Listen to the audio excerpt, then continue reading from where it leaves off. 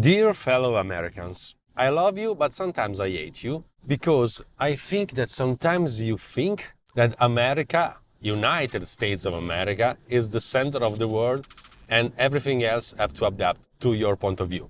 I'm Alex Arcuglia and this is The Morning Rant, the show in which I talk about my life as a TV commercial director and software developer while I telecommute from my home to the office using an old telephone to shoot myself. A beta tester, a friend of mine, yesterday beta tested my application and then we had a chat while I was walking my dog. He's lying in the backseat. And he said, okay, your app is good. I don't know if he said that my app is good, but I hope so. But there's a problem, your artificial intelligence model. I asked for photos with the sea and nothing has been found. While I know for sure that I tons of photo that I shoot at the beach. And I said to myself, oh, it happens with only one photo or with all your sea photos? And he said, to all my sea photos. And I can see them. And so I think, oh my God, why there's no photo with the sea? And then I realized, you Americans do not have seas. You have oceans. And so I said to my friend Francesco, try to type ocean instead of sea. And then a lot of photos have been found. What does this teach us? Even if the largest country in the world refer to the sea, talking about something with a lot of water, in the United States of America there are no seas, there are oceans. And so they classified the photos with the tag ocean. And that is not so problematic.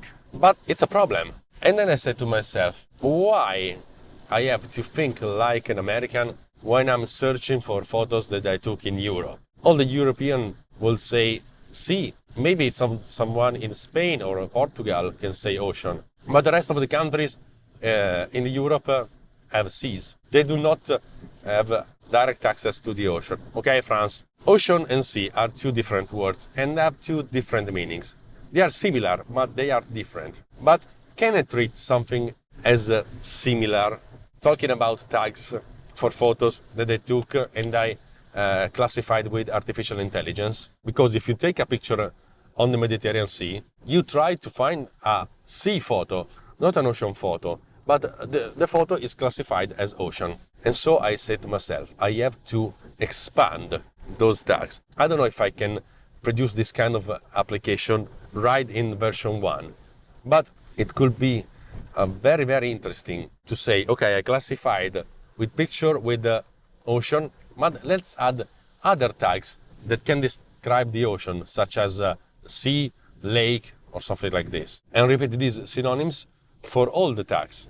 I classify photos and video with something like more than 1,000 categories. Some categories can be identified with only one word. But if I can expand these categories, maybe I can do a better work for my customers. And then he said, I searched for a red train, he didn't find any photos. But if I search for train, he found a lot of trains, even train with red colors. And so I say to my friend Francesco, let's try to switch and use the color palette to search for certain colors. And he said, okay, that's perfect. It's visual, it's okay. But maybe I should add the colors to the tags. And so if I found a red color, not only identify this with the red dot, but adding the word red to the description of the photo. Okay, everything works in English. But what about people working and living and using this app in other countries, such as Italy, France, Spain, Portugal, Germany, to think about something like a translation? I cannot do the translation on all the photos, on all the computers, that it will cost for me or to the user a lot of money. I have to prepare a pre-compiled group of words that can be generated starting from a single word. And so, if you start from the word ocean, then you can generate water, lake, and sea, and then generate the Italian translation, oceano, mare, lago, and then the French,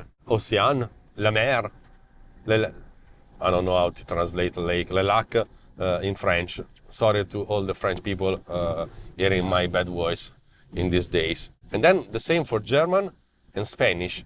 Everything automatic and done only once, or maybe with something like a cache. I try to ask the internet for this translation or the synonyms, and then store all these cached results.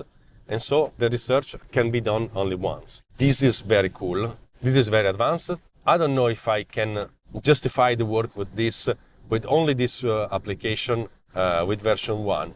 But I think this is a glimpse of the future. Artificial intelligence, algorithms, and packaging everything inside a shell to produce better results, starting from artificial intelligence results, but expanding them to make the tagging and the searching easier for the people. Okay, that's all for today.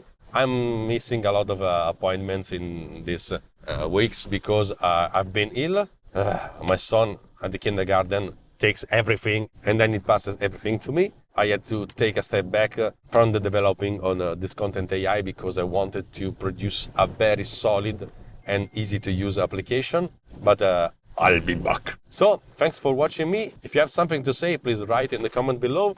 Like this video, share this video to everybody, so I'll be very famous and powerful and rich, or at least less miserable. Thanks everybody, see you the next time. Ciao ne!